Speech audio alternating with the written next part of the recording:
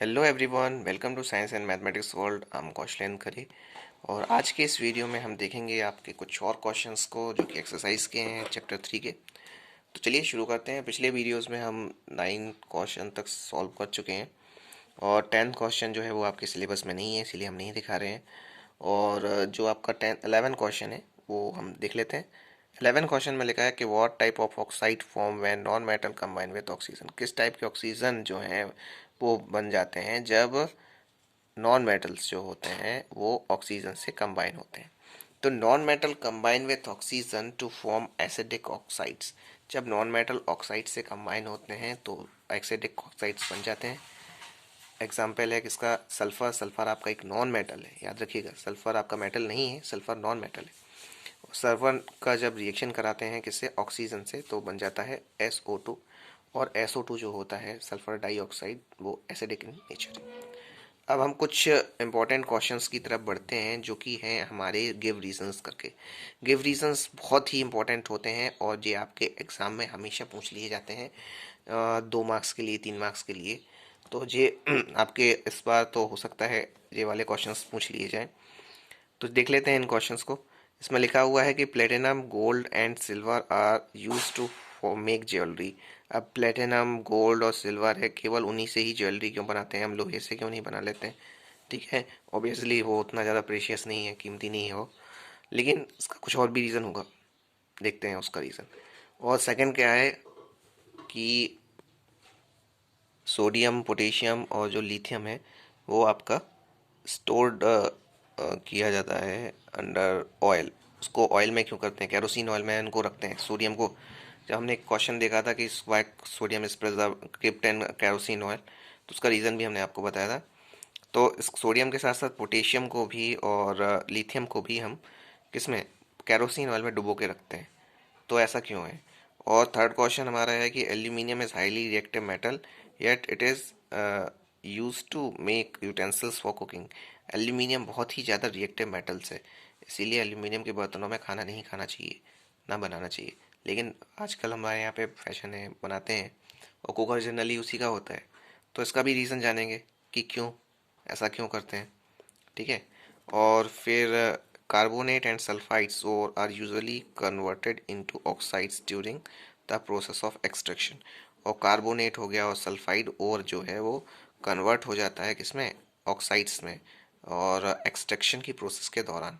तो इस सब के रीजंस को हम देखेंगे आज। चलिए देख लेते हैं इसके रीजंस को। ये है हमारे रीजंस। ये है कि प्लेटिनम Pt, प्लेटिनम का सिंबल Pt होता है, गोल्ड का सिंबल Au होता है, ठीक है, जी नहीं होता। और सिल्वर का सिंबल होता है आपका Ag।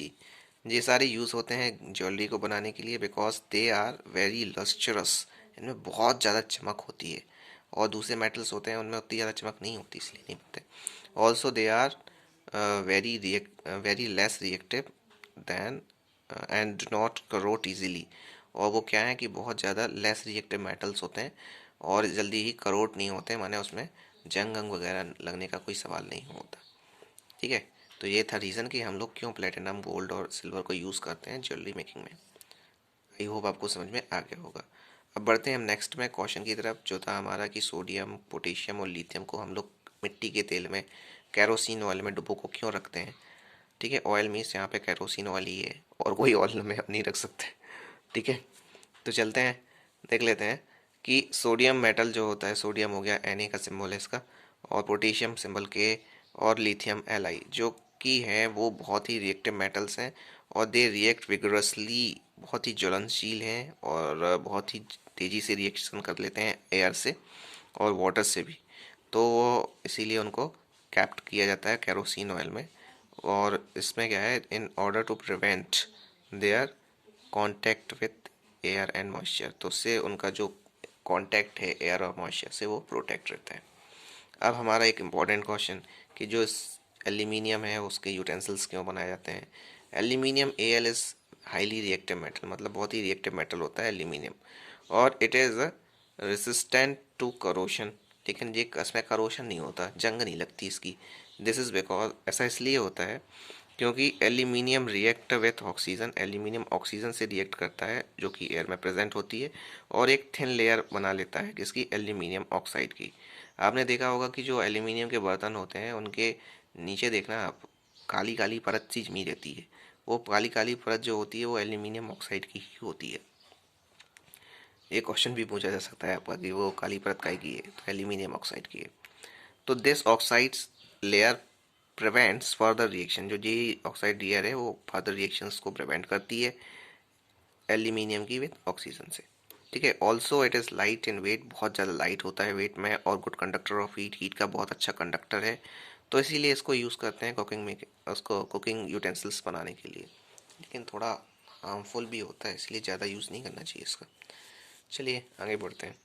हाँ, अब एक और क्वेश्चन था हमारा कि जो हमारे कहाँ गया, ठीक, कि जो कार्बोनेट एंड सल्फाइड ओस होते हैं वो यूजुअली कन्वर्टेड इनटू ऑक्साइड्स जब उनको एक्सट्रैक्शन की प्रोसेस करते हैं तब। तो ऐसा क्यों होता है? ये क्वेश्चन आपका नहीं आने वाला, क्योंकि एक्सट्रैक्शन जो है वो आपके सिलेबस से निकल गया है।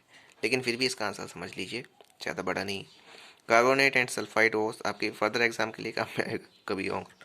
तो carbonate and sulphide ores are usually converted into oxides, उनको ऑक्साइड में कन्वर्ट कर दिया जाता है जब एक्सट्रैक्शन की प्रोसेस किया जाती है। एक्सट्रैक्शन मीन्स क्या होता है कि जब हम उनको बाहर निकालते हैं ओर से जब उनको मेटल बनाते हैं तब।